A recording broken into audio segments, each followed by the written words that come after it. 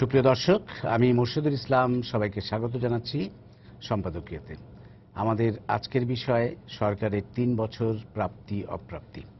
আর এ নিয়ে আমাদের সাথে আলোচনার জন্য উপস্থিত রয়েছেন মোহাম্মদ জমির, সাবেক রাষ্ট্রদূত ও সাবেক প্রধান তথ্য কমিশনার, রয়েছেন মোফাজ্জল করিম, সাবেক সচিব ও সাবেক রাষ্ট্রদূত, এবং রয়েছেন সোহরাব হাসান, যুগ্ম সম্পাদক, প্রথম আলো। প্রিয় দর্শক, আপনাদের বলে দিয়ে আপনারা ইচ্ছে করলে আমাদের সাথে এই আলোচনায় সরাসরি অংশ নিতে পারবেন। সেই জন্য আমাদেরকে ফোন করতে হবে, যেই নাম্বারগুলো টেলিভিশনের পর্দায় দেখা যাবে সেই নাম্বারে। এছাড়া আপনারা ফেসবুক অথবা SMS এর মাধ্যমেও আপনাদের মন্তব্য পাঠাতে পারেন। তা আমরা আলোচনা শুরুর আগে একটু দেখে নেব এই মুহূর্তের প্রধান শিরোনামগুলো। গণতান্ত্রিক ধারা সমুন্নত রাখতে সংবিধান অনুযায়ী সবাইকে নির্বাচনে অংশ নেওয়ার আহ্বান। সরকারের ৩ বছর পূর্তি উপলক্ষে জাতির উদ্দেশ্যে প্রধানমন্ত্রীর ভাষণ। দুর্নীতি মামলার সাক্ষ্য গ্রহণের বৈধতা চ্যালেঞ্জ করে বেগম জিয়ার আবেদন হাইকোর্টে খারিজ। অসমাপ্ত আত্মপক্ষ সমর্থন পেছাল পঞ্চমবারের মতো। মানবতা বিরোধী মামলায় ময়মনসিংহের মৃত ওয়াজউদ্দিনকে পলাতক দেখিয়ে বিচার শুরুর ঘটনায় ট্রাইব্যুনালের অসন্তোষ। তদন্ত করে ব্যবস্থা নেওয়া হবে বললেন আইনমন্ত্রী। অবৈধভাবে ঢুকে পড়া রোহিঙ্গাদের ফেরত নিতে মিয়ানমারকে বার্তা দিল বাংলাদেশ। আন্তর্জাতিক সহযোগিতার প্রস্তাব ব্রিফিংয়ে পররাষ্ট্রমন্ত্রী।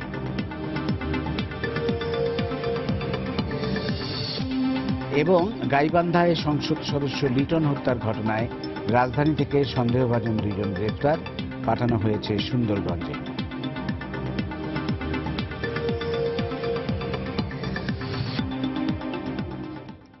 আমরা এবার চলে আসবো আমাদের আলোচনায়।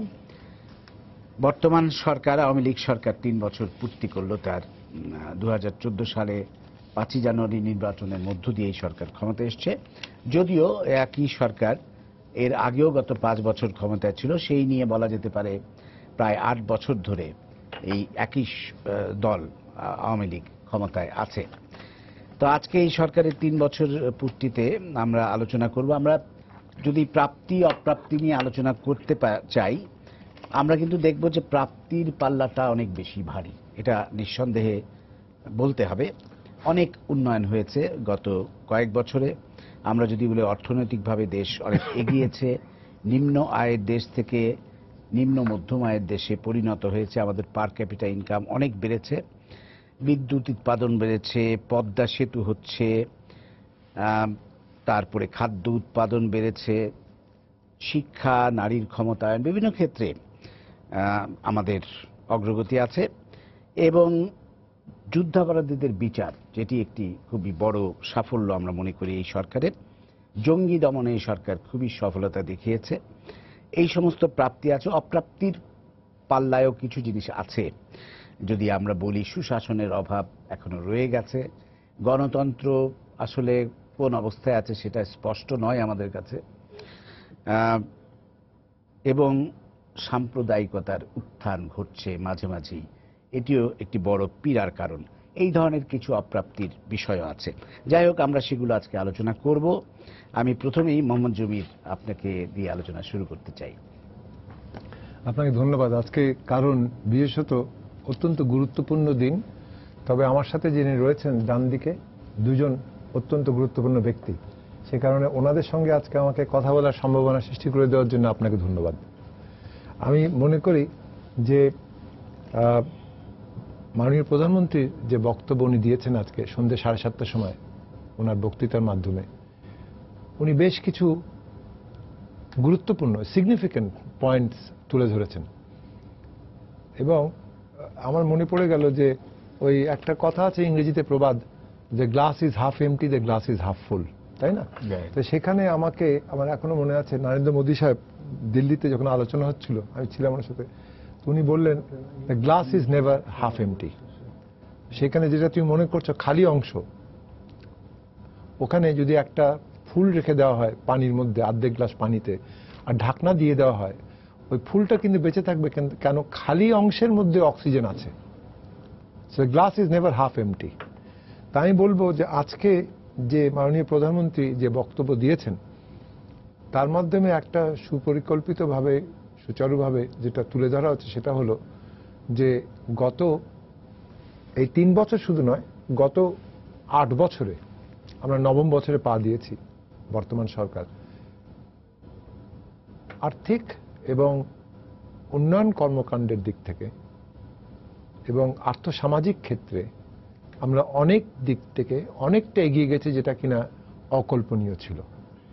এবং আমি মনে করি যে এর মাধ্যমে আপনি যেটা বললেন সেটা হলো এই যে আমাদের আজকে লো মিডল ইনকাম কান্ট্রি হিসেবে আমরা পাচ্ছি। এবং আমি জাস্ট ওনার বক্তৃতা থেকে দেখছিলাম কয়েকটা পয়েন্ট, কয়েকটা অত্যন্ত গুরুত্বপূর্ণ, যেটা আমরা চিন্তা করি না অনেকেই, যে মাথাপিছু আয় যেটা 2005-06 সালে, যেটা 10 বছর আগে ছিল $543 মাত্র, সেটা এখন $1466।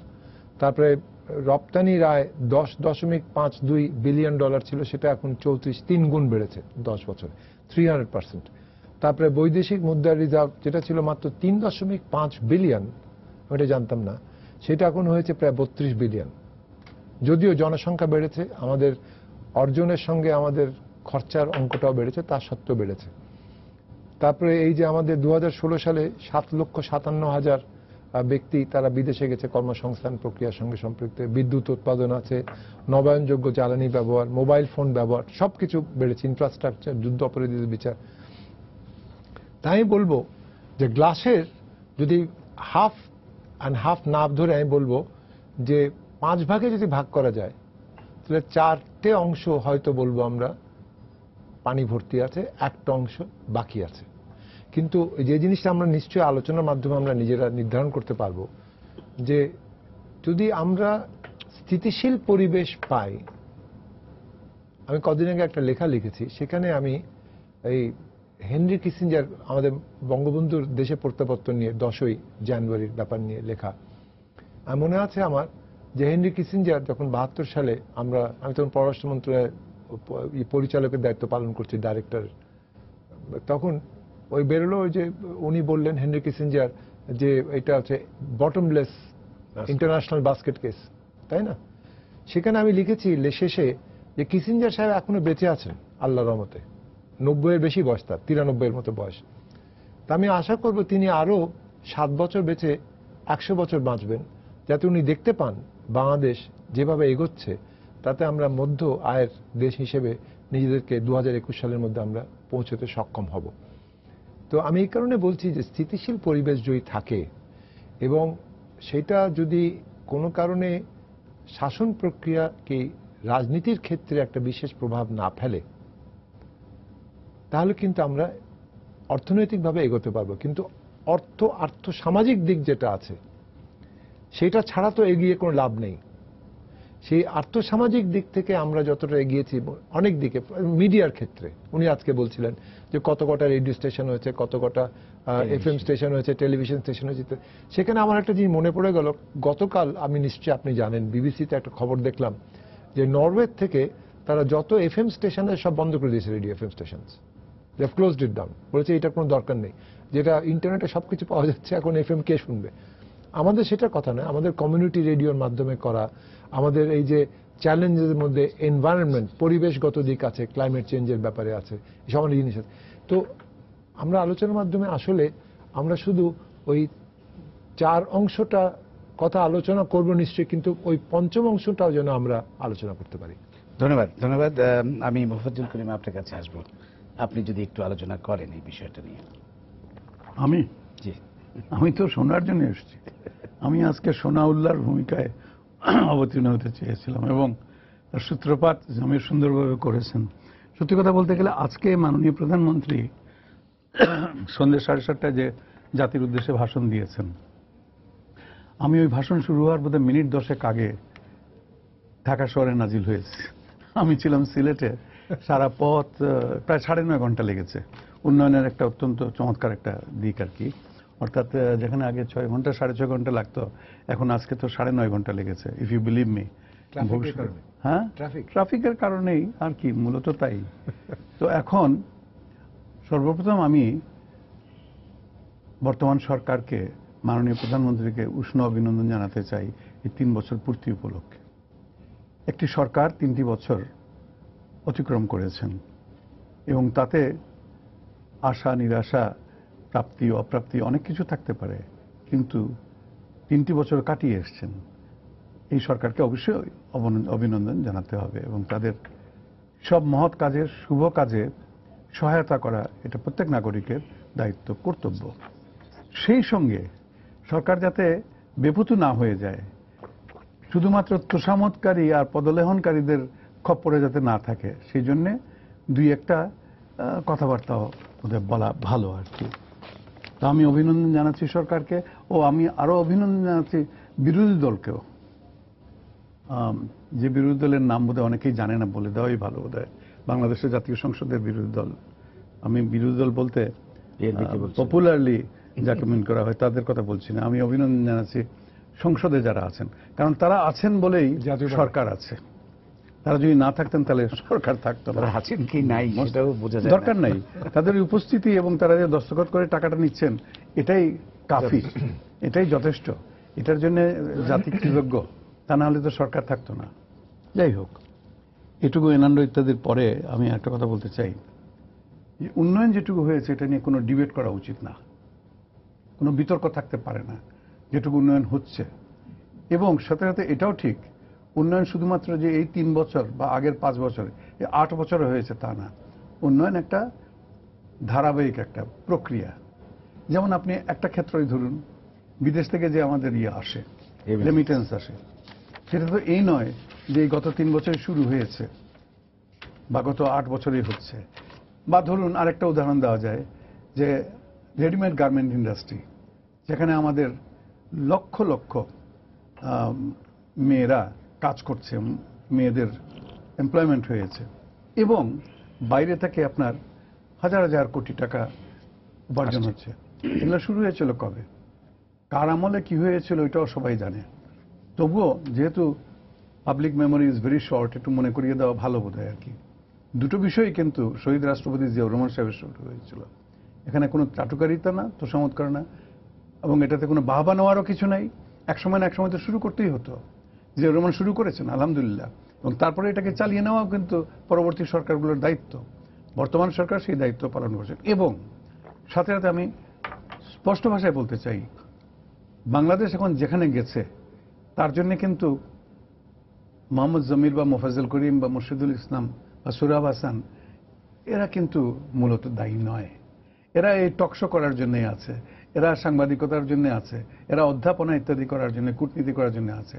আসল কাজটা করছে বাংলাদেশের অগণিত সাধারণ মানুষ, কৃষক নাম্বার 1, রেডিমেড গার্মেন্ট ইন্ডাস্ট্রি সেই 30-35 লক্ষ মেয়ে সকালবেলা যে ওই টিফিনের বক্সটা নিয়ে যায় এবং রাত্রেবেলা যে ফিরে আসে সেই মেয়েটি, এটা কিন্তু করছে যে সমস্ত আমাদের ডাকাবোকা ছেলেরা 50 ডিগ্রি সেলসিয়াস রোদের মধ্যে মধ্যপ্রাচ্যে কাজ করতেছে রাস্তার উপর দাঁড়িয়ে দাঁড়িয়ে। আমি নিজ চোখে দেখেছি, জমিনা আমার চেয়ে বেশি দেখেছে।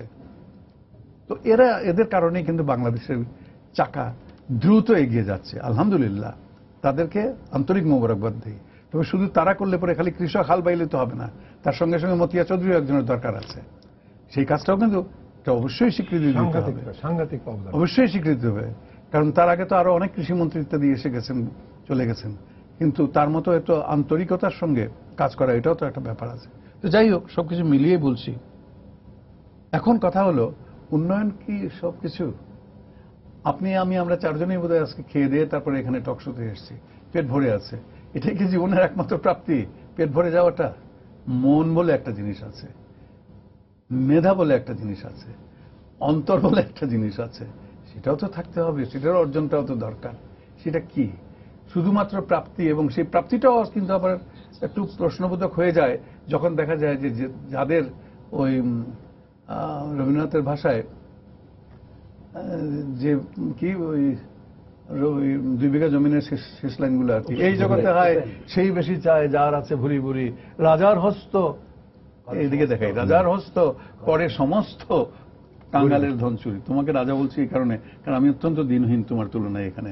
আচ্ছা যাই হোক, তো এই যে ঠিক নয়, একদমই ঠিক নয়, রাজার হস্ত করে সমস্ত, এটা যে হচ্ছে এটা কি কোথায় যাবে? কারণ দেশে কোনো সুশাসন নাই, কারণ দেশে কোনো ন্যায় বিচার নাই, আপনি এগুলো প্রতিষ্ঠা করতে পারেন নাই। দেশে কোনো গণতান্ত্রিক সরকার যদি সত্যিকার অর্থে থাকতো তাহলে এগুলো হতো না। আজকে যখন নিজের দলের মধ্যে ছেলেরা যখন খুনাখুনি, মারামারি, দখলদারি ইত্যাদি করছে এবং তারপরে পরের দিন খবরের কাগজের মানে এগুলো সচিত্র বিবরণ পাওয়া যাচ্ছে, তারপরে যদি আপনি ব্যবস্থা না নেন তাহলে এই দেশে সুশাসন আসবে না। আপনার এত যে উন্নতি হচ্ছে এই সব কিছু কিন্তু ওই চাটার দল খেয়ে ফেলছে। এই চাটার দল কেউ দুর্নীতি করছে, কেউ নিজেদের মধ্যে মারামারি কামড়াকামড়ি করছে, কেউ দখলদারিত্ব করছে। এই সমস্ত তো বন্ধ হয় নাই। দুঃখের বিষয় তো আমাদের কষ্ট লাগে ওখানটাতে। মাননীয় প্রধানমন্ত্রী যে সমস্ত ইন্ডিকেটরগুলোর কথা বলেছেন, একটা জাতির উন্নয়নের জন্য দুর্দান্ত, এবং এটা এটা বিশ্ব সবাই স্বীকৃত।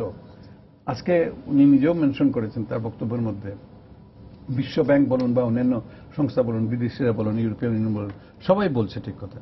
কিন্তু আপনার আসল ভিত্তি যেটা, এটা যদি না থাকে তাহলে তো এটা আইয়ুব খানের উন্নয়ন হয়ে যাবে। আইয়ুব খানও তো আমাদেরকে, আমরা দেখেছি, আমি তো 1962 ইংরেজি থেকে চাকরি শুরু করেছি, সিভিল সার্ভিসে চাকরি করেছি তার 2-3 বছর পরে থেকেই, প্রথমে শিক্ষকতা তারপরে সিভিল সার্ভিস। কিন্তু তখন থেকে তো দেখে আসছি শনৈ শনৈ উন্নতি হয়েছে আইয়ুব খানের সময়। যেখানে যে গ্রামের মধ্যে একটা কাঁচা রাস্তাও ছিল না সেখানে সে পাকা রাস্তা করে দিয়েছে, স্কুল করেছে, করেছে, কলেজ করেছে, হাসপাতাল করেছে। কই, where is Ayub Khan now, or where was he at that time, যখন তার ডিকেড অফ ডেভেলপমেন্ট বলে 9 বছর যেন শেষ হয়ে গেল।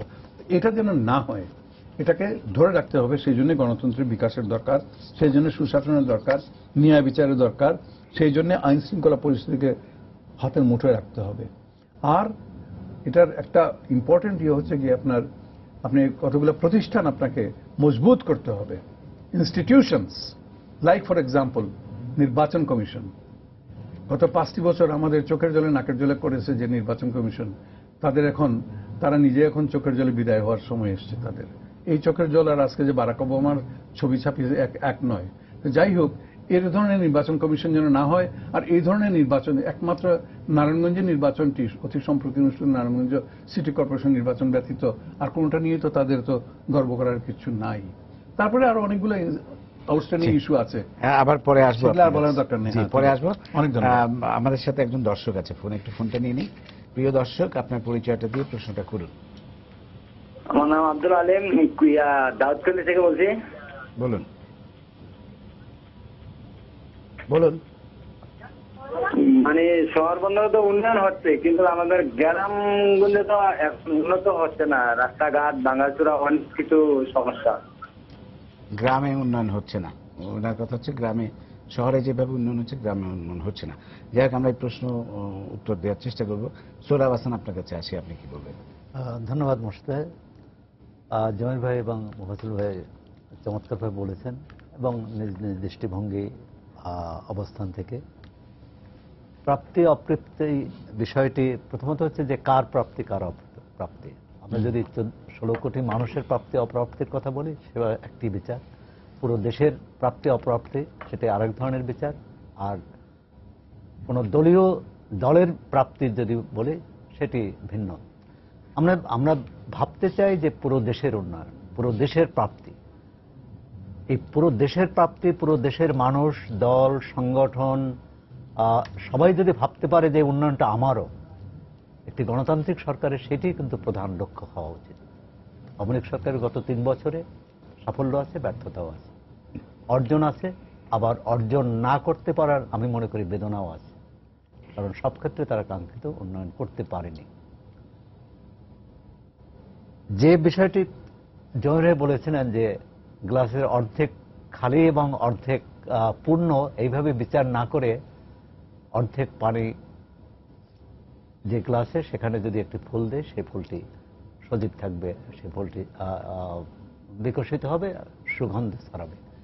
কিন্তু ওই গ্লাসে পানি ভর্তি গ্লাসে পাথর দিলে কিন্তু আর সুগন্ধি ছড়াবে না। আমরা চাই যে ফুলটিই থাকুক, ফুলটি যাতে বাঁচতে পারে এইরকম পরিবেশটাই আমি মনে করি সেটি গণতন্ত্র। রাজনৈতিক ক্ষেত্রে, অর্থনৈতিক ক্ষেত্রে বাংলাদেশে গত 8 বছরে বা গত 3 বছরে, আরো যদি এই 3 বছরে বলি, উন্নতি হয়েছে, উন্নয়ন হয়েছে, অগ্রগতি হয়েছে। আমরা পদ্মা সেতু নিজস্ব অর্থায়নে করছি, আমরা আরো অনেক বড় বড় প্রকল্প করছি।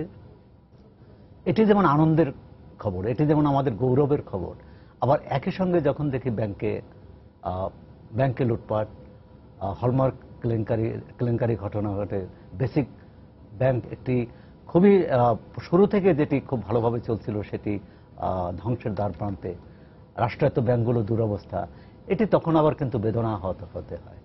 এবং বলছি যে এই দুটোর মধ্যে এই যে অপূর্ণতা, অপ্রাপ্তি এবং ভুল ত্রুটি বিচ্যুতি আমরা যদি স্বীকার না করি, প্রধানমন্ত্রী চমৎকারভাবে বলেছেন, গত 3 বছরের সাফল্যের কথা বলেছেন, উন্নয়নের কথা বলেছেন, এর সঙ্গে যদি কিছুটা অপ্রাপ্তির কথাও স্বীকার করতেন, বলতেন, তাহলে কিন্তু আমার মনে হয় একটি আত্মবিশ্লেষণ, আত্মজিজ্ঞাসার বিষয়টি আসতো এবং এর থেকে সংশোধন বা সামনে এগোনোর প্রচেষ্টা আরো ত্বরান্বিত হতো। কারা করেছে? গুটি কয়েক লোক। যে কোনো প্রতিষ্ঠান, যে কোনো সরকারের বদনাম দুর্নাম করে গুটি কয়েক লোক। তাদেরকে চিহ্নিত করা, বিচার করা, সেটাই কিন্তু, না হলে অন্যের বিচার করার নৈতিক অধিকার থাকে না। যদি বলি রাজনৈতিক ক্ষেত্রে আমাদের গত 3 বছরের আমার মনে হয় যে বড় অপূর্ণতা, বড় অপ্রাপ্তি হচ্ছে রাজনৈতিক ক্ষেত্রে। আমরা গণতান্ত্রিক যে ব্যবস্থা সেটিকে সুসংহত করতে পারিনি। যেখানে ছিল সেখান থেকে আমরা পশ্চাৎ অপসারণ করছি, যে কারণে মোফাজ্জল ভাই বললেন যে বিরোধী দল আছে সেই বিরোধী দল আছে বলেই সরকার আছে। অর্থাৎ এরকম তো গণতান্ত্রিক ব্যবস্থা থাকা উচিত না, শক্তিশালী বিরোধী দল থাকবে। আবার এর অর্থ না যে তারা জ্বালাও পোড়াও করবে এবং সন্ত্রাস করবে। আমাদের এখানে শুরু থেকেই যেটা দুর্ভাগ্য যে সরকার যেমন বাড়াবাড়ি করে, বিরোধী দলও বাড়াবাড়ি করে, এবং যার শিকার হতে হয় সাধারণ মানুষকে। তাও গত প্রায় 2 বছর ধরে, 2 বছরের কিছু 22 মাস ধরে কিন্তু কোনো জ্বালাও পোড়াও নাই, কোনো আন্দোলন, হরতাল, অবরোধ নাই। এই সময়টি কিন্তু খুব সরকারের জন্য সুবিধাজনক একটি সময়। এই সময়ে উন্নয়ন এবং অন্যান্য ক্ষেত্রে যদি সুশাসনের ক্ষেত্রে সরকার নজর দিত, তাহলে আমরা এই উন্নয়নটা আরও করত। আর উন্নয়ন এখন একটি বলা যায় যে আমরা ভালো করছি, কিন্তু আমরা যদি প্রতিবেশী দেশগুলো, নিকট অতীতে, নিকট কাছের আরেকটু দূরের দেশগুলোর দিকে তাকাই, আমরা একসময় তলাবিহীন ঝুড়ি ছিলাম, কিন্তু সেখানে এখন তলাটা আছে। এই তো ভিয়েতনাম আমাদের পরে স্বাধীন হয়েছে, সেই দেশ কিন্তু অনেক এগিয়ে গেছে। সামরিক শাসনের কবলে প্রায় 2-2.5 দশকের 50 বছরের বেশি ছিল মিয়ানমারের অর্থনীতির ক্ষেত্রে কিন্তু অনেক বেশি, অনেক সূচকে আমাদের থেকে এগিয়ে আছে। ভারত, পাকিস্তান অনেক ক্ষেত্রে পিছিয়ে আছে। ভুটান, ছোট্ট দেশ, বা শ্রীলঙ্কা, তারাও কিন্তু অনেক ক্ষেত্রে আমাদের থেকে এগিয়ে আছে। এগুলোও কিন্তু বিবেচনা আনা উচিত। আমরা সব ভালো করেছি, তাহলে কিন্তু আমরা বেশি এগোতে পারবো না। আমরা করতে পারিনি, কেন পারিনি সেটার জন্য বিরোধী দল দায়ী থাকতে পারে, শ্রমিক আন্দোলন দায়ী থাকতে পারে, নানা কিছু থাকতে পারে, বিদেশি ষড়যন্ত্র হতে পারে। সেগুলো চিহ্নিত করতে হবে এবং এভাবে এগোতে হবে, এবং যোগ্য লোককে যোগ্য জায়গায় দিতে হবে, তার কাছ থেকে কাজ আদায় করতে হবে। এটা হচ্ছে একটি যোগ্য সরকারের দায়িত্ব। যদি ভুল বাছাই হয়, ফলাফল ভুল হবে। অনেক ক্ষেত্রে ভুল হয়েছে, অনেক ক্ষেত্রে হয়নি। আরেকটি কথা যে সাংস্কৃতিক ক্ষেত্রে, সামাজিক ক্ষেত্রে কিন্তু আমাদের অগ্রগতিটা দৃশ্যমান নয়। সামাজিক পশ্চাৎপদতা, চিন্তাভাবনা, আজকে যে জঙ্গিবাদ, এর একটা বৈশ্বিক প্রভাব আছে ঠিক, কিন্তু আমাদের ভেতরে যে মানুষকে আলোকিত করার যে উদ্দীপনা, যে প্রণোদনা, যে অনুশীলন, যে চর্চা, সেটার যথেষ্ট অভাব আছে। আমরা শিক্ষা প্রতিষ্ঠানের দিকে যদি তাকাই, সেই সংকট আমরা দেখতে পাই। আরেকটা হচ্ছে যে সাম্প্রদায়িকতা। মানুষের কিন্তু এখানে এটা ঐতিহাসিকভাবে সত্য যে এখানে যারা সংখ্যালঘু, ধর্মীয় সংখ্যালঘু বিশেষ করে, এমনকি পার্বত্য চট্টগ্রাম শান্তি চুক্তির পর এই নৃতাত্ত্বিক সংখ্যালঘুরা, তাদের একটা ভরসা ছিল আওয়ামী লীগ। তার মনে করতে ঐতিহাসিকভাবে এই দলটি যেহেতু স্বাধীনতা যুদ্ধে নেতৃত্ব দিয়েছে, পাকিস্তানে 23 বছর সাম্প্রদায়িক রাষ্ট্রের বিরুদ্ধে লড়াই করেছে, সুতরাং তাদের, এবং 75-এর পরে যারা ক্ষমতায় আসছে তারা এই ধর্ম কার্ডকে ব্যবহার করেছে, তারা এই সাম্প্রদায়িকতা অনেক সময় উস্কেও দিয়েছে।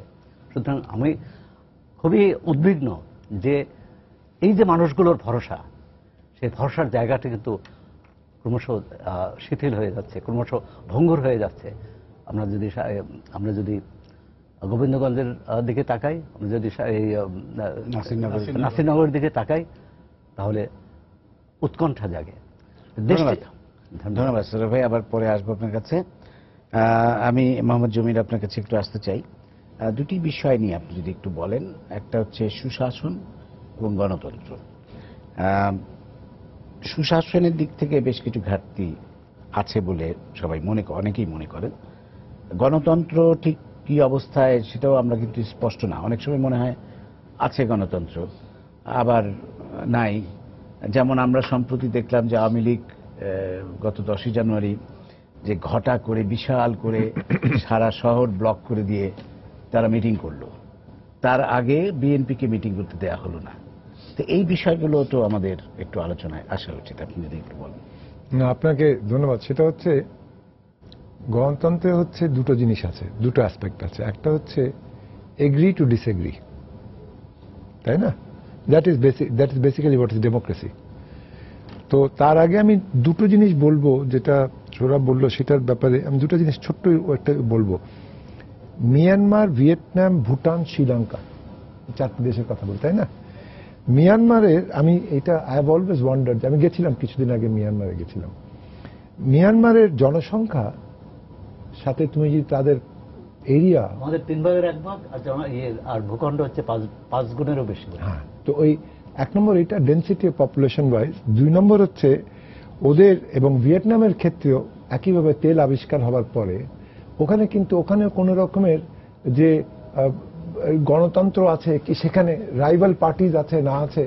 ওদের বর্তমান যে স্পিকার, সে আমার অত্যন্ত পুরাতন বন্ধু। She was ambassador in Brussels when I was ambassador। তো সেই দিক থেকে গত 16 বছরের আমাদের সম্পর্ক।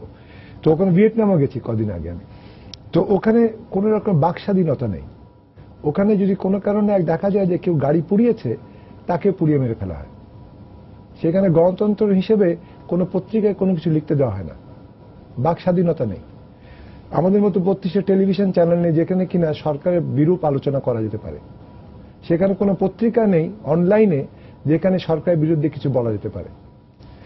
ভুটানে, ওখানে আমি যখন প্রধান তথ্য কমিশনার ছিলাম, আমি প্রচুর চেষ্টা করেছিলাম যে তথ্য অধিকার আইনটা কি করে বলবৎ করা যেতে পারে, কারণ it is a very helpful important step towards দায়বদ্ধতা, তাই না?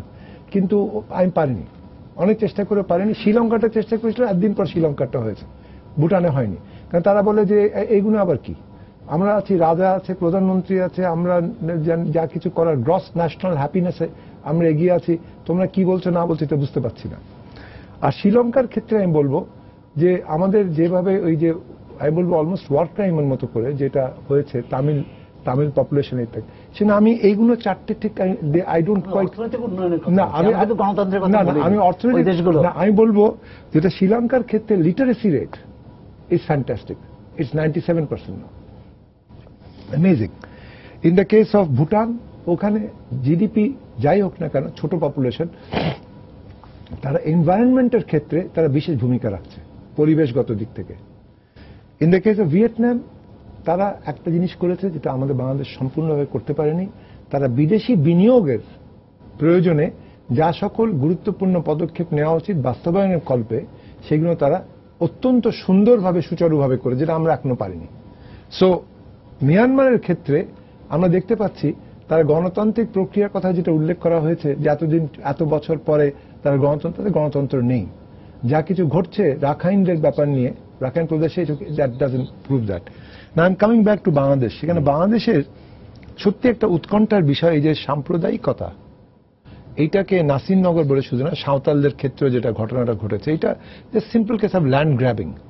অবশ্য যেখানে ওই সুগার ফ্যাক্টরিটা ছিল, সেই ফ্যাক্টরিটা সাঁওতালদের ক্ষেত্রে যেটা হয়েছে, সেটা কি রকম পরিস্থিতিতে আছে, তারা ঠিকমতো চলছে কি চলছে না, কি অবস্থা আছে ঠিক না। কিন্তু ওখানে দেখা গেল ওই যে ছবি আসলো যে আগুন দিচ্ছে পুলিশ ইত্যাদি, এইসবের সুষ্ঠু এটাকে ইনভেস্টিগেশন করে যাদের কিনা যদি কোনো আইন ভঙ্গ করে থাকে, শাসন প্রক্রিয়া ভঙ্গ করে থাকে, they should be punished, there is no question about it. আর আরেকটা জিনিস যেটা আছে আমি বলবো, গণতন্ত্র এবং সুশাসনের ক্ষেত্রে in the context of that, মাননীয় প্রধানমন্ত্রী একটা কথা আমি না বলে পারছি না, সেটা হচ্ছে যে তথ্য অধিকার আইন যে উনি প্রণয়ন করে, যেটা প্রথম পার্লামেন্টের প্রথম অধিবেশনেই 2009 সালে যেটা প্রণয়ন করা হলো এবং ইনফরমেশন কমিশন করা হলো, আপনারা দেখবেন যে এই তথ্য কমিশনের ব্যাপার নিয়ে কোনো রকমের কিন্তু বিতর্ক নেই। এখনো পর্যন্ত একবারও প্রশ্ন ওঠেনি যে ওখানে টেন্ডারবাজি হচ্ছে কি, ওখানে দুর্নীতি হচ্ছে কি। গত ইটস অলওয়েজ অ্যাবাভ পলিটিক্স। তবে ইয়েস, সেটা হচ্ছে রাজনীতিকরণ করা কোনো মতেই সুন্দর নয়, সুষ্ঠু নয় এবং করা উচিত নয়। এবং এইটার ব্যাপারে উনিও, আমার যেটা মনে হয়, উনিও চান না। তবে নিচের দিকে এই যে গণতান্ত্রিক প্রক্রিয়ার ক্ষেত্রে যেটা করা যায়, ডিস্ট্রিক্ট জেলা পরিষদ ইলেকশন করা, উপজেলা ইলেকশন করা, তারপরে এই যে নারায়ণগঞ্জের মেয়র ইলেকশন যেটা হলো, বরিশালে হলো, বিভিন্ন জায়গায় করা হয়েছে, প্রচেষ্টা হয়েছে। শেষ পর্যন্ত আমি বলবো নারায়ণগঞ্জ ইলেকশনটা হচ্ছে শেষ পর্যন্ত এমন পর্যায়ে এসছে যেখানে কিনা বিতর্কের ঊর্ধ্বে। আমি সুজনের যে বদির মজুমদার সাথে ছিলাম গতকাল রাত্রিরে একটা, সেও বলেছে কিন্তু যতটুকু আমাদের হয়তো আরো এগোনো যেতে পারত দায়বদ্ধতার ক্ষেত্রে, আমাদের শাসন প্রক্রিয়ার ক্ষেত্রে, সুশাসন প্রক্রিয়ার ক্ষেত্রে হয়তো আমরা ততটা এখনো পর্যন্ত পারিনি। মহজমিন, আমি যে প্রশ্নটা আপনাকে আবারও করতে চাই সেটা হচ্ছে, হ্যাঁ আমরা তথ্য পাওয়ার ক্ষেত্রে অনেক অগ্রগতি হয়েছে, এতগুলো টেলিভিশন চ্যানেল আছে যেখানে আমরা সরকারের সমালোচনা করতে পারছি, আমরা এখনো করছি, এই স্বাধীনতা আমাদের আছে। কিন্তু আমি স্পেসিফিক্যালি আপনাকে বলবো যে আওয়ামী লীগ এত বড় মিটিং করার পর বিএনপিকে যে তার 3 দিন আগে মিটিং করতে দেয়া হয়নি, এটা কি ঠিক ছিল কিনা? আমি মনে করি সবাইকে অধিকার দেওয়া উচিত তাদের নিজেদের মিটিং করার। ধন্যবাদ। মোফাজ্জল করিম, আপনার কাছে আবার আমি আসবো এবার। কিন্তু আমি জানি না কেন দেওয়া হয়নি। আমি মনে করি এটা সবারই অধিকার আছে, কেন দেওয়া হয়নি আমি জানি না। না, সরকারের দিক থেকে বলা হয়েছে যে তাদের কাছে নাকি খবর ছিল যে নাশকতা হতে পারে। আমি জানি না খবর ছিল মানে কি কোনো গায়েবী, আমি জানি না, গোয়েন্দা রিপোর্ট হয়তো ছিল, বাট ওইগুলো তো খুব না, ওইটা তথ্য অধিকার আইনের কথাই বলছি আর কি। কি খবর ছিল আপনার কাছে একটু বলুন তো সরকার সাহেব, বলুন তো সরকার সাহেব, জিজ্ঞেস করা উচিত এই প্রশ্ন। হ্যাঁ, করা উচিত। এটা খুব চোখে লেগেছে। আমি আরেকটু ইয়ে করতে পারি কি এখানে? তথ্য অধিকার আইন নিয়ে আমাদের প্রাক্তন প্রধান তথ্য কমিশনারের বক্তব্যটা অত্যন্ত সুস্পষ্ট এবং সত্যি কথা বলতে গেলে পরে ওই যে বললো ভুটানের কথা, ওই ভুটানের লোকেরা শুনে জিজ্ঞেস করে এটা আবার কি জিনিস, এটা খায় না মাথায় তেল দেয়, এরকম অবস্থা। এখানে আমি কিন্তু একটা কথা বলবো, ভুটানির লোকগুলার মতো আমাদের সাধারণ মানুষের দৃষ্টিভঙ্গিও তাই।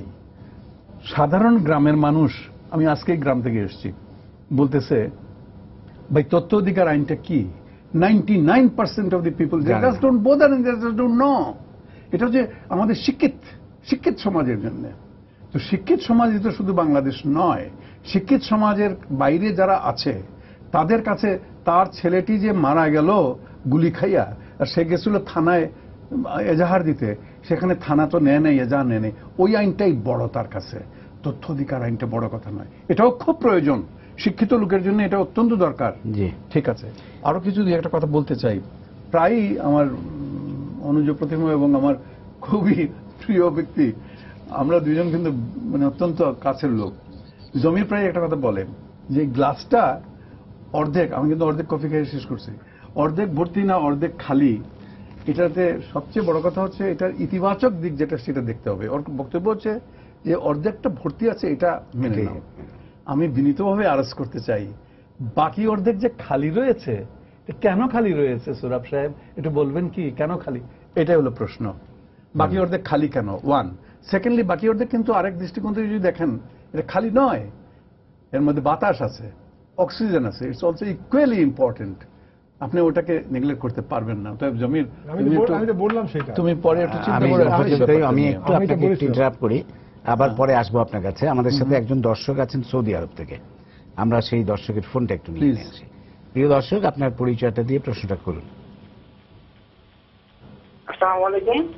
ওয়ালাইকুম সালাম, বলুন। জি, আপনাদের এখানে সবার কাছে আমার একটা প্রশ্ন। আমি সৌদি থেকে সুমন বলছি। বলুন। যে আমরা মিডিয়াতে অনেক দেখছি এবং অনেক দেখতে পেয়েছি যে আপনাদের মিডিয়াতে আসছে যে উন্নয়ন কিন্তু অনেক হয়েছে আমাদের দেশে, সেটা আমরা দেখি এবং কি শুনি, সেটা বলার জন্য অপেক্ষা রাখে না। বাট যেটা হয় যে অনেক করাপ্টেড হয়েছে আমাদের দেশে, অনেক, এবং ধরা খাইছে। যারা মিডিয়াতে আসছে তাদের নাম এবং কি এটা আপনারা সবাই জানেন। তাদের জন্য বা তাদেরকে নিয়ে তাদেরকে কি ব্যবস্থা নেওয়া হয়েছে তাদের বিরুদ্ধে? এরকম যদি আমাদের শুধু তাই নয়, এরকম যদি আমাদের দেশ চলতে থাকে, এটা ছোটখাটো কিছু কিছু ধরা হয়েছে, কিন্তু বাট এরকম আরো বড় বড় যারা আছে ধন্যবাদ। তাদেরকে যদি আপনারা সেরকম ধন্যবাদ সুমন, আপনাকে ধন্যবাদ। উনি দুর্নীতির বিষয়ে বলছিলেন যে দুর্নীতির অনেক বড় বড় ঘটনা। আমরা গতকালই দেখলাম যে একজন প্রখ্যাত ব্যক্তি তার মামলাগুলো ডিসমিস হয়ে গেছে শেয়ার কেলেঙ্কারির ব্যাপারে। তো এই ধরনের মানে অনেক কিছুই ধরাছোঁয়ার বাইরে চলে যাচ্ছে আর কি। তা আমি মোফাজ্জল করিম আপনার কাছে আসবো এই বিষয়টি, প্লাস সাথে যদি আপনি একটু বলেন যে প্রশাসন, আপনি যেহেতু দীর্ঘদিন প্রশাসনে ছিলেন, প্রশাসনে মানে এখনো যেই অবস্থা চলছে একেবারেই দলীয়করণ, মানে দলের লোক না হলে পদোন্নতি হয় না ইত্যাদি ইত্যাদি মনে হয়, এই অভিযোগগুলো আছে, আমি জানি না কতটা সত্যি, আপনি কি একটু বলবেন? আপনি জানেন না কতটুকু সত্যি, আমি বিশ্বাস করতে আমাকে সেটা বলতেই হয়। সত্যি কথা বলতে গেলে পরে আমাদের অনেক জাতীয় জীবনের অনেক দুরবস্থার জন্য আমাদের প্রশাসনের ব্যর্থতা প্রধান কারণ। রাজনৈতিক যারা নেতৃবৃন্দ রয়েছেন এবং প্রশাসনের দায়িত্বে যারা রয়েছেন, অর্থাৎ চাকরিজীবী যারা, আমলা যারা, এবং যারা এই দেশের রাজনীতিবিদ, এদের মধ্যে যে নেক্সাসটা বা এদের মধ্যে যে সম্মিলনটা, এদের মধ্যে যে একসঙ্গে চলা উঠা বসা ইত্যাদি, this is very very important. এখানে যদি উভয়ে, যদি যেমন রাজনীতিবিদ তেমনি একজন আমলা, এরা উভয়ে যদি তাদের বিবেককে পরিষ্কার করে ন্যায় নীতির ভিত্তিতে, আইনের ভিত্তিতে, ন্যায় বিচারের ভিত্তিতে যদি তারা দেশ পরিচালনা না করেন, তাহলে যে সমস্ত দুর্গতি হওয়ার কথা সেটাই এখন হচ্ছে। দুঃখের বিষয় এখানেই। এবং এর কারণটা কি? এর কারণটা হচ্ছে প্রশাসনকে রাজনীতিকরণ করা হয়েছে। তাহলে আমাকে ফিরে যেতে হয় সেই 1996 সালে, যখন রাজনৈতিক মঞ্চ করা হয়েছিল, একটা কি বলে জনতার মঞ্চ করা হয়েছিল। আমাদেরই একজন অত্যন্ত খ্যাতনামা একজন আমলা, আমার একজন সহকর্মী, শ্রদ্ধেয় সহকর্মী, তার নেতৃত্বে করা হলো। আমি তখন একজন সরকারি চাকরিজীবী ছিলাম, আমার কাছেও ধর্ণা দেওয়া হয়েছে, আমাকে জোর করে নেওয়ার চেষ্টা করে। আমি বলছি না, আমার অন্তরে কি আছে না আছে সেটা অন্তর্যামী জানেন, কিন্তু যতক্ষণ পর্যন্ত আমি সরকারি কর্মচারী ততক্ষণ পর্যন্ত আমার নিরপেক্ষতা, নৈর্ব্যক্তিকতা, আমি এই সমস্ত থেকে দূরে আমাকে থাকতেই হবে। আমি ওখানে যেতে রাজি হইনি। তার পরিণাম কি হয়েছে? আজকে এই যে মঞ্চ করা, জনতার মঞ্চ ইত্যাদি করে সমস্ত প্রশাসনটাকে পলিটিসাইজড করে ফেলা হয়েছে, রাজনীতিকরণ করা ফেলা হয়েছে। ফলে তারা জানে কাজ করুক আর না করুক, ঘুষ খাক আর না খাক, বা ঘাস খাক আর যাই করুক, তাদের কিছু হবে না যতক্ষণ এজ লং। ধন্যবাদ। আমাদের সময় আসলে শেষ হয়ে আসছে। আমি একটু স্যার আলোচনার কাছে যেতে চাই। একটি বিষয় আপনি আলোচনায় নিয়ে এসেছিলেন, আর একটু যদি ক্লিয়ার করেন, সেটা হচ্ছে সাম্প্রদায়িকতা। একটা বড় আমাদের মাথা ব্যথার কারণ আমরা দেখছি যে একটা অসাম্প্রদায়িক বাংলাদেশ গড়ার জন্যই আমরা 71 সালে দেশ স্বাধীন করেছিলাম, কিন্তু ধীরে ধীরে এই সাম্প্রদায়িকতা কিন্তু আরো বৃদ্ধি পাচ্ছে। আমি যদি বলি, মানে এখন যে অবস্থা আমরা 10 বছর আগে বা 20 বছর আগে কল্পনা করতে পারতাম না এতটা। আমি সব দিক থেকেই একটু হিজাবের ব্যবহার বলেন, বা এই যে সব মানে হেফাজতিদের যে তাণ্ডব, সাম্প্রদায়িকতা মানুষের ভেতরের বেশি, একেবারে মনের ভেতরে যে সাম্প্রদায়িকতা, সেটি সবসময় দৃশ্যমান হয় না। কিন্তু আপনি যে বললেন যে ইদানিং বা সাম্প্রতিক কালে এই সাম্প্রদায়িকতা, তা নয়। 47 এবং 71-এর যে দ্বন্দ্ব, সেটি কিন্তু শেষ হয়নি। এবং 23 বছরের যে সাম্প্রদায়িক রাষ্ট্রের ধ্যান ধারণা এবং তারও পেছনে ঐতিহাসিক প্রেক্ষাপট, ঐতিহাসিক ঘটনা প্রবাহ ছিল, সেটি 9 মাসের মুক্তিযুদ্ধে শেষ হয়েছে, এটা ভাবার কারণ নেই। বাংলাদেশের প্রথম সংবিধানে 4 মূলনীতির কথা বলা হয়েছিল, কিন্তু সেই বঙ্গবন্ধু সরকারও কিন্তু অর্পিত সম্পত্তি আইনটি বাতিল করতে পারেননি। যদিও শেষ দিকে একটি এ ব্যাপারে প্রজ্ঞাপন হয়েছিল, কিন্তু পরবর্তীকালে সামরিক শাসকরা এটি ব্যবহার করেছে। এখনো আমলারা ব্যবহার করেছেন, প্রশাসন এখনো ব্যবহার করছেন। এই আইন বাতিল করার পরেও তাদের সম্পদ ফিরে পাওয়ার যেসব আদালত করা হয়েছে, সেটা প্রায় অকার্যকর এবং খুব কম, কদাচিৎ 2-1টি দৃষ্টান্ত ছাড়া ফেরত পাননি। এটি হচ্ছে যে আমাদের প্রশাসন আমাদের যারা যেখানে দায়িত্ব, স্থানীয় পর্যায়ে রাজনৈতিক নেতৃত্ব নাসিরনগরে জানেন যে এখানে আওয়ামী লীগের অভ্যন্তরীণ দ্বন্দ্বের কারণে এই একটি মানে সেখানকার নিরীহ দরিদ্র সংখ্যালঘুরা তার শিকার হয়েছে, এবং আরো অনেক জায়গায় যে রাষ্ট্রটা যে সবার হবে সেটা হয়নি, সেটি হয় না। এবং বড় কথা, রাষ্ট্রের যে মূলনীতি মানে আচ্ছা, একটা মূলনীতি। ধর্ম নিরপেক্ষতা, সেখান থেকেই তো আমরা সরে এসেছি। ধর্ম নিরপেক্ষতা অনেক মানে অনেক কঠিন বিষয়। জিয়াউর রহমান যেটা চালু করেছিলেন বিসমিল্লাহির রহমানির ধর্ম রহিম, নিরপেক্ষতা কিন্তু অনেক কঠিন বিষয়। আমরা সংবিধানে এরশাদ আবার করলেন যে রাষ্ট্রধর্ম ইসলাম, জি, মোর্শেদ ভাই, সেগুলো দিয়ে তো আমরা সরে ধর্ম এসেছি। নিরপেক্ষতা অনেক কঠিন বিষয়, যেটি একেবারে উন্নত সংস্কৃতি ধন্যবাদ সোহরাব হাসান, আমাদের সময় আজকে ছাড়া শেষ। সম্ভব না, কিন্তু আমরা মোটামুটি মানবিক মর্যাদা সম্পন্ন রাষ্ট্র তৈরি করতে পারিনি। এটি হচ্ছে আমাদের ব্যর্থতা। এই সাম্প্রদায়িকতা, এই ধর্মান্ধতার পিছনে এটি কাজ করেছে। এর উপযোগী যে শিক্ষা, এর উপযোগী যে সংস্কৃতি, সেটি বিনির্মাণ করা অত্যন্ত জরুরি। আমি শুধু বলবো যে আমাদের সবাইকে মনে রাখা উচিত এই ধর্মান্ধতা নিয়ে কথা, স্রষ্টা থাকেন অন্তরে এবং করেন সৃষ্টি, সহনশীলতা, সবই দন্তস্ব দিয়ে। এইটা আমাদের মনে রাখা উচিত, মনে রাখতে হবে। ধন্যবাদ। আসলে আমরা আজকে আবারও বলতে চাই যে এই সরকারের 3 বছর যে অর্জন, সেগুলোকে আমরা মোটেও খাটো করে দেখতে চাই না। বিশাল অর্জন। আমরা অতীতে কখনোই কিন্তু এত উন্নতি বাংলাদেশের দেখিনি, কোনো সরকার করতে পারেনি। এই সরকার সেগুলো করে দেখিয়েছে। প্রধানমন্ত্রীর নেতৃত্বে আমরা অনেক কিছু অ্যাচিভ করেছি, কিন্তু কিছু আক্ষেপ আমাদের এখনো রয়ে গেছে। সেই আক্ষেপগুলোর কথাও আমরা একটু আজকে আলোচনা করলাম।